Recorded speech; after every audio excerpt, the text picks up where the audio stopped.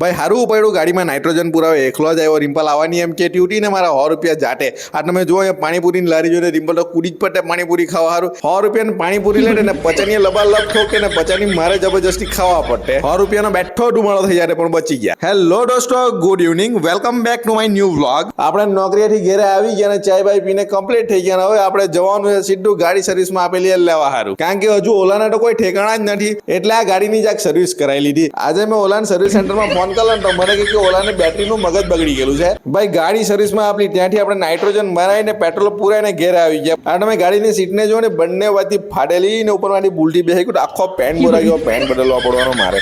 અને આપણો યન્સભાઈ એકદમ હેવી વસ્તુ રમે, જો ને ગાડીની ચાવી હાટે હવે રમવા લાગ્યો. મેં યન્સ સાથે રમવા લાગ્યો એ તો બહાર જ નાખ્યા કરે, એટલે મેં દરવાજો બંધ કરી દીધો. તો એ મોટો સાહેબ તો હવે દરવાજો ખોલવા જાય. જો નહીં તમે દીકા તું એટલો બધો મોટો નથી થઈ ગયો તું દરવાજો ખોલી કાઢે તો સીધો બેસી જાજો. હવે મને લાગી છે ડબ્બાઈને ભૂખ ને બધું ખોલીને જોયું કિચનમાં તો સારું બધું ખાલી જાય તો કઈ બનાવવાના જ નહીં લાગે. ચાલો તો પછી હવે બટાકાની વેફર જિંદાબાદ એ જ ખાઈને પેટ ભરી મૂકીએ. બે જ વેફર ખાધી એટલે રિમ્પલ ફટાફટ ડીશ લઈને આવી ગયા. અને ડીશમાં જોયું તો યાર હું વાત કરે આજે તો પીઝા ખાવાના.